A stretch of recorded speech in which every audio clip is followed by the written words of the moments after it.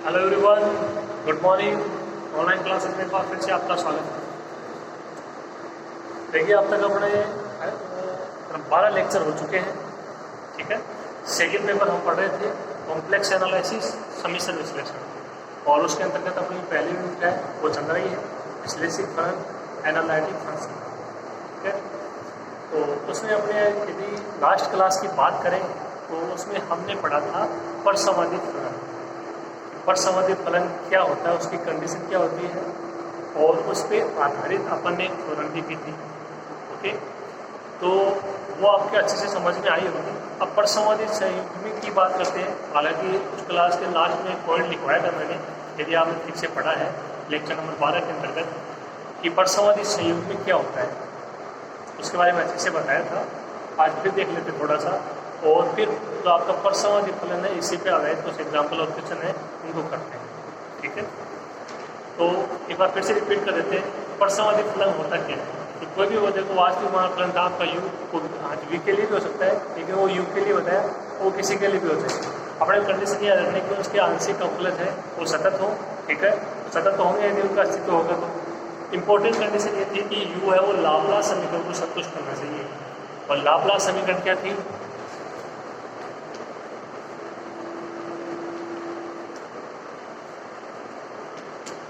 del 2u by del x square प्लस del 2u by del y square is equal to 0।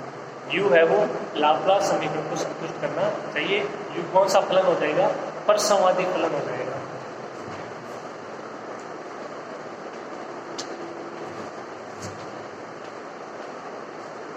You कौन सा फलन हो जाएगा, परसंवादी फलन हो जाएगा। ठीक है, इसके अलावा आपको मैंने पहले वाली क्लास में नोट लगवाया था, तुरंत करवाई थी, और उसके बाद में नोट लगवाया पॉइंट लिखवाया था। वो पॉइंट क्या था, एफ जेड बोल दो, डब्ल्यू बोल दो, यू प्लस एड करें, बी है वो क्या होगा, यू का परसंवादी संयुग्मी। बी को क्या बोलोगे, यू का परसंवादी संयुग्मी। काल्पनिक भाग है वो वास्तविक भाग का परसंवादी संयुग्मी होगा।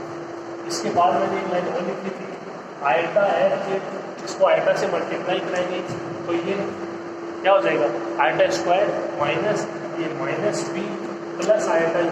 अब वही कॉन्सेप्ट आप यदि इसमें अप्लाई करो, वही जो आपका काल्पनिक भाग है, काल्पनिक भाग आपकी बार यू है, वास्तविक भाग माइनस बी है, तो माइनस बी का क्या होगा, परसंवादी संयुग्मी।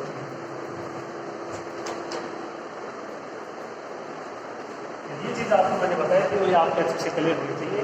यदि बी है वो यू का परसंवादी संयुग्मी होगा, तो यू किसका होगा, माइनस बी का परसंवादी संयुग्मी होगा। ठीक है, ये दोनों लाइन है आपके बहुत अच्छे से क्लियर होनी चाहिए। ओके, तो मैंने रिपीट कर दिया है। आया कहाँ थे, आपके सामने कॉन्सेप्ट ये है कि बी है वो यू का परसंवादी संयुग्मी, काल्पनिक भाग है वो वास्तविक भाग का परसंवादी संयुग्मी कहलाता है। काल्पनिक भाग है वो वास्तविक भाग का परसंवादी संयुग्मी कहलाता है। ओके, तो ये वो पॉइंट था जो कल से पहले वाली क्लास में अपन ने इसको किया था। इसको मैंने रिवाइज कर दिया है, अभी आपके अच्छे से क्लियर हो जाना चाहिए। वही लाप्लास समीकरण परसंवादी फलन की कंडीशन। ठीक है, नेक्स्ट देखिए आगे।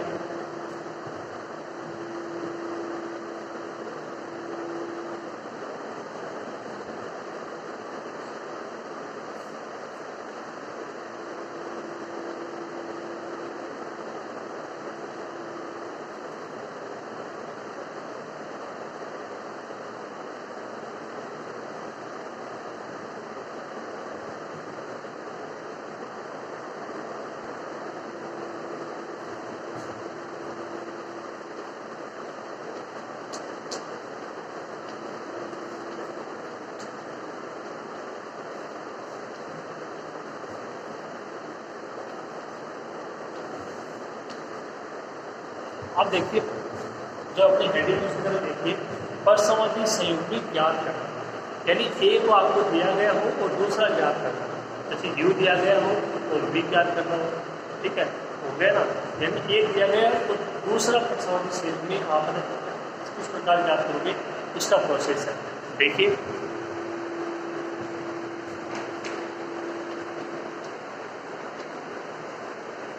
ये आप जानते हो F Z is equal to you plus I का वी।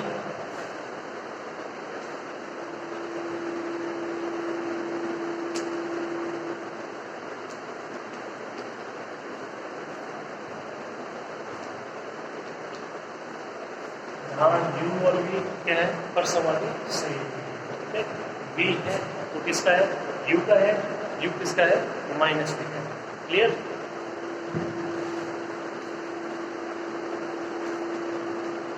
यदि यू एक्स वाई दिया गया था यानी इनमें से किसी एक का मान दिया गया हो और हमने दिया कि यू एक्स वाई का दिया गया हो तो वी एक्स वाई का मान अपन कैसे ज्ञात करेंगे।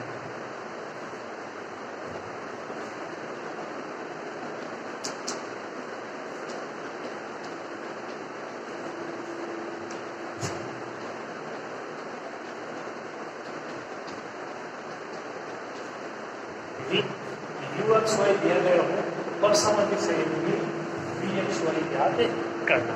ज्ञात कैसे होगा देखिए,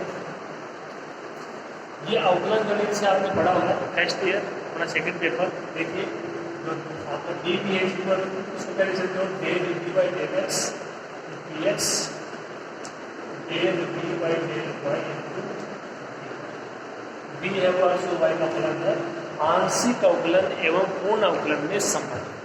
BSc first year paper second आंशिक अवकलन वाला जो आपका चैप्टर है उसमें है। ठीक है, आंशिक अवकलन और पूर्ण अवकलन में संबंध। Del we by del x d x del we by del y d y और जो मान होगा डी वी का वी है वो क्या है अक्ष और वाई का फलन है। वी है वो क्या है अक्ष और वाई का फलन है। क्लियर। ओके, अब इसी की सहायता से देखो ये होगा। अब आप ऐसे दे सकते हो कि जो आपने पहले पढ़ा है उसको भूलना नहीं है। ठीक है, आपको कम से कम याद भी ना हो तो कम से कम इतना तो होना चाहिए कि हाँ हमने इसको कहीं देखा है, ऐसा कुछ हमारे आया है। ठीक है, पीछे वाली चीज़ों को भूलना नहीं है। ठीक है, वो हमेशा आगे काम में आती जाएगी, चाहे वो आपके ना छोटी क्लासों की बात हो चाहे वो बड़ी क्लासों की बात हो, आगे से आगे आपके काम में आती वो हमेशा काम में आती। ठीक है, भूलना नहीं है, याद रखना है और उसी के साथ आगे बढ़ना है। तो ये अपन ने पढ़ा है किसमें अवकलन गणित में आंशिक अवकलन एवं पूर्ण अवकलन में संबंध। ओके, अब देखो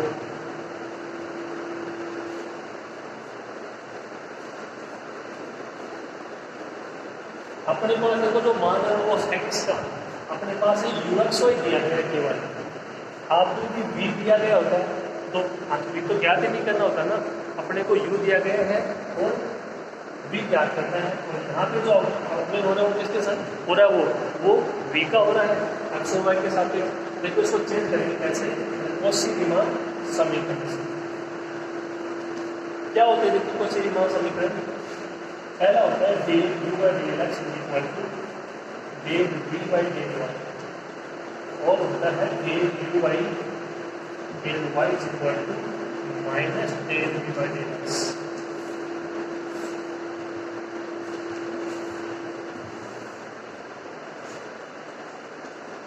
D V is equal to कितना हो जाएगा देखो del we by del X, तो del we by del x का मान यहाँ से माइनस इधर आ जाएगा माइनस का del you by del Y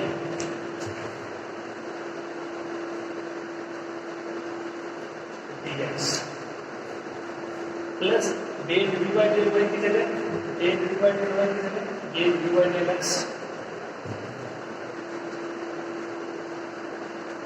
और D.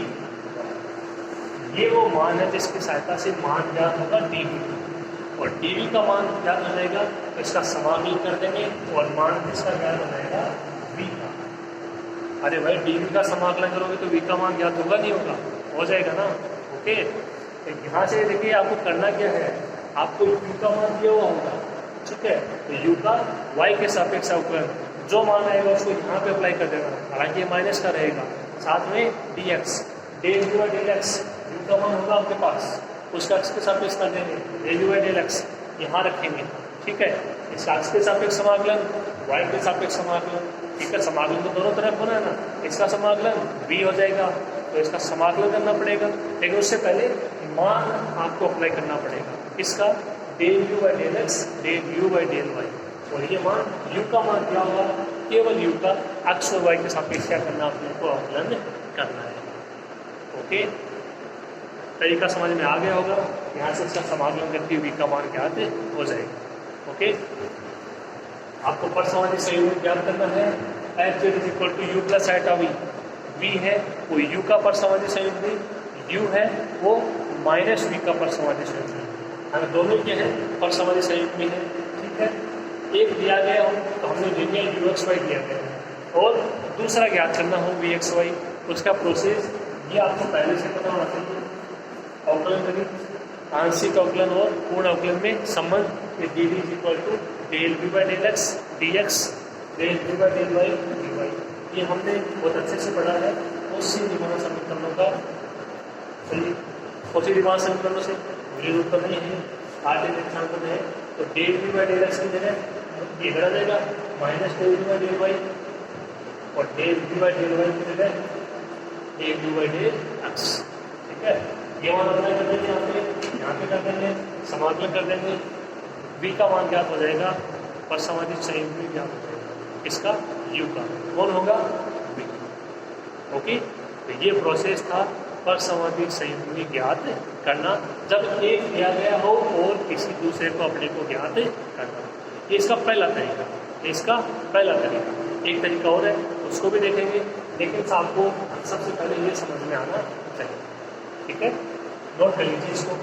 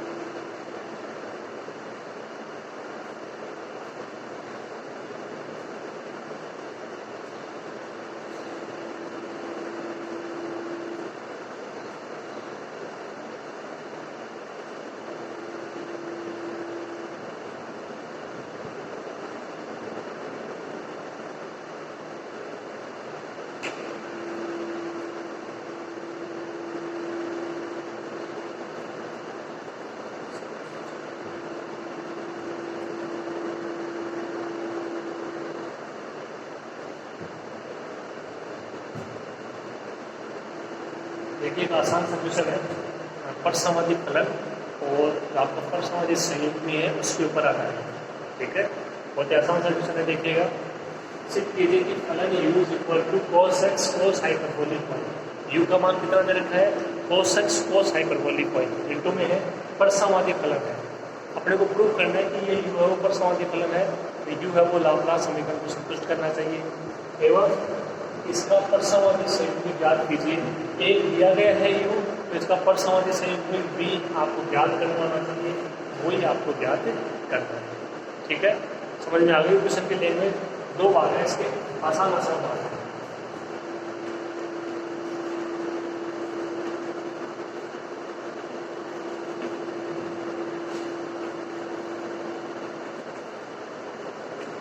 u is equal to cos x cos hyperbolic y। Laplace समीकरण के लिए u का 2 बार x के सापेक्ष 2 बार y के सापेक्ष। देखिए अवकलन तो करना है, u का x के सापेक्ष करेंगे, cos x का माइनस sin x, ये cos टाइप रह जाएगा cos हाइपरबोलिक y। ठीक है ना, एक बार और करेंगे x के सापेक्ष, तो del u by del x square, sin x का प्लस का cos x और cos hyperbolic y। cos x का minus sin x, sin x का cos x minus tan x, तो del u by del x square का मान minus cos x cos hyperbolic y। x के सापेक्ष करोगे y क्या रहेगा, कांस्टेंट रहेगा।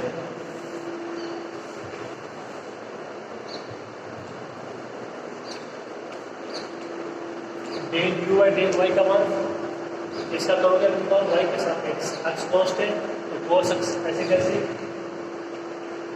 अब हाइपरबोलिक में आपको पता भी होना चाहिए, आपको बता भी रखा है cos हाइपरबोलिक y का y के सापेक्ष sign hyperbolic y, sign hyperbolic y का cos hyperbolic y।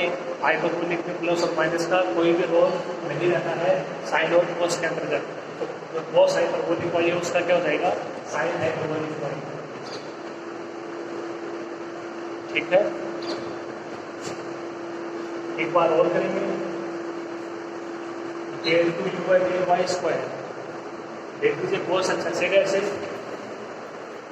Sign hyperbolic y का y के सापेक्ष cos हाइपरबोलिक y। समीकरण 2, समीकरण 1, समीकरण 1 प्लस समीकरण 2।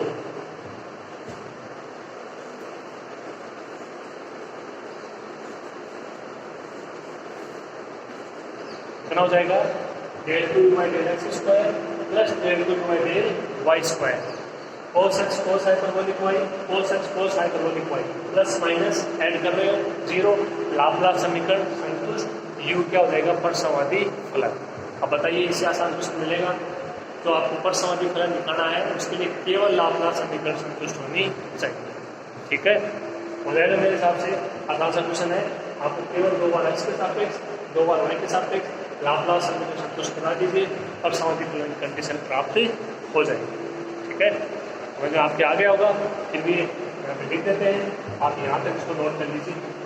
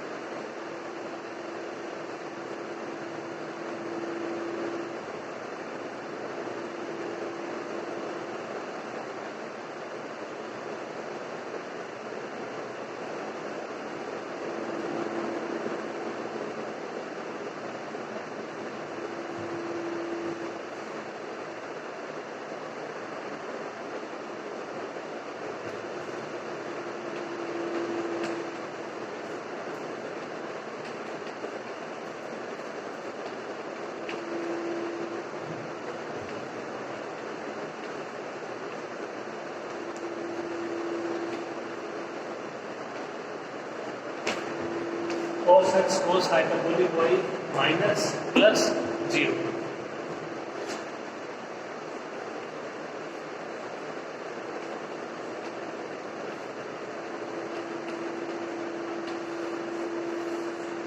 u है वो लाप्लास समीकरण को संतुष्ट करता है।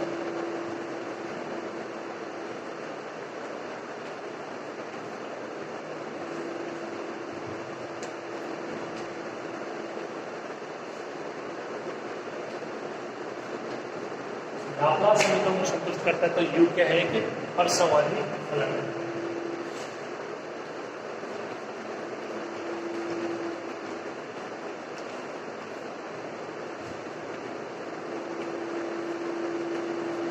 क्या है कि परसमाधि फलन। ये अपने क्वेश्चन का पहला पार्ट। ओके, नेक्स्ट देखिए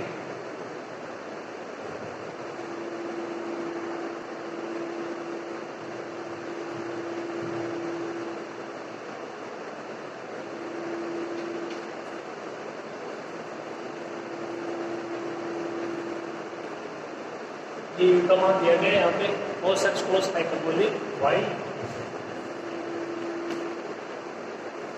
दिया गया। तब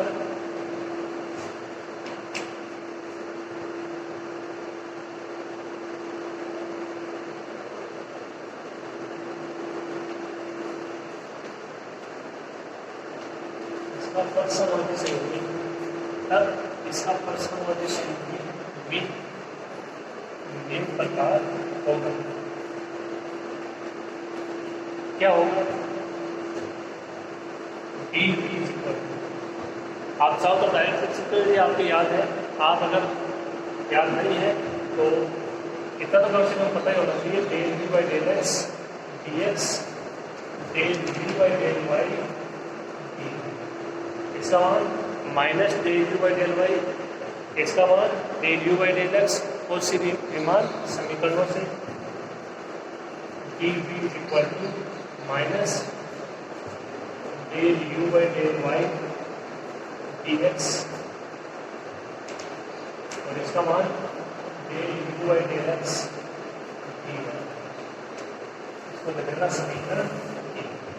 ये मान रखे कहाँ से? कोशी रीमान समीकरणों से। कहाँ से रखे? कोशी रीमान समीकरणों से। इसके नीचे लाइन लिख देना बोल सकते हैं,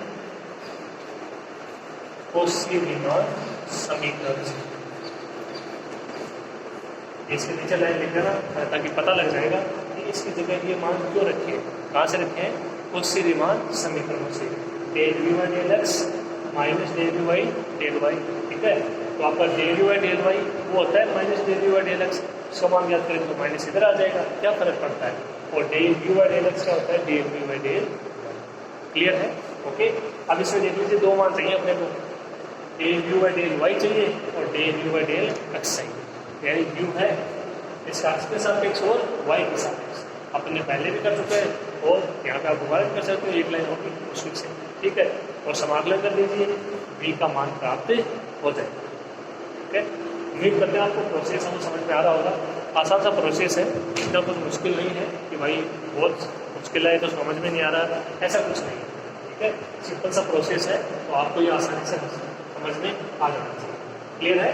समीकरण 3 तक नोट कर लीजिए।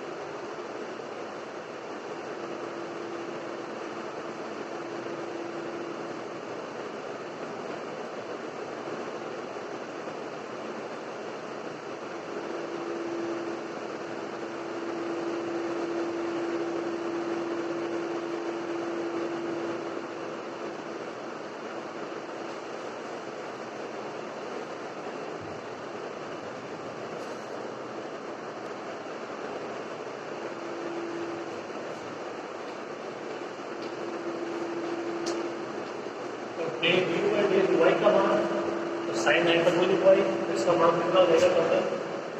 Cos x sine hyperbolic y. एक चाहिए del you by del x का मान, del you by del x का मान minus sine x cos hyperbolic y. ये दोनों मान प्राप्त हो गए समीकरण 3 में। समीकरण 3 से D V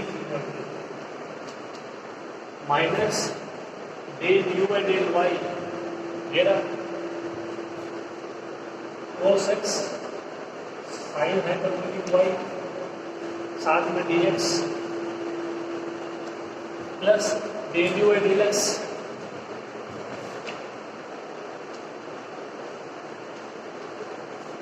minus sine x cos hyperbolic Y साथ में डी वाई।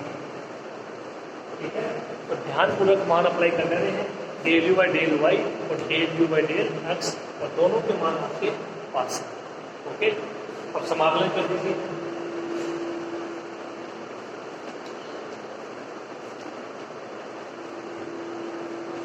समाकलन करने पर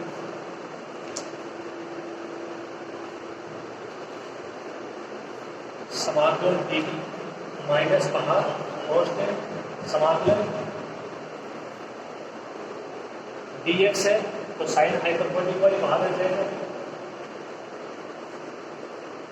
cos x dx dy है माइनस साइन x बाहर आ जाएगा, cos hyperbolic y t। Okay, अब इसका समाकलन आप आसानी से जानते हो, cos x का समाकलन साइन x तो minus sine x sine hyperbolic y, cos hyperbolic y का समाकलन साइन हाइपरबोलिक वाई तो minus sine x sine hyperbolic Y.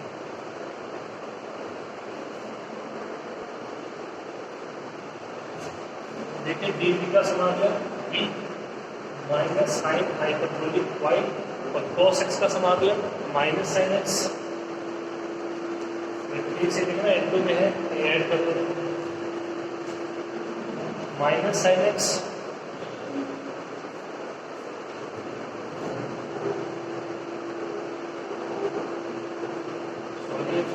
Plus का होता है, cos x का समाकलन क्या होता है, प्लस का साइन एक्स। ठीक है, अवकलन होता है माइनस, और cos हाइपरबोलिक वाई का साइन हाइपरबोलिक वाई प्लस सी, समाकलन करते हैं कोई कांस्टेंट लेते हैं,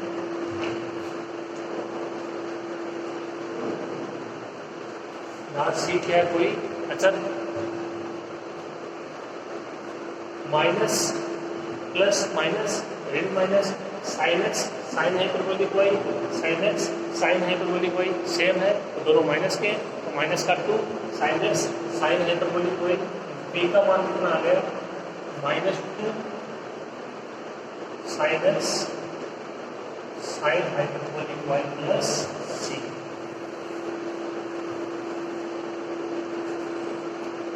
ये आपका परसमाधि संयुग्मी आ गया बी, किसका, यू का।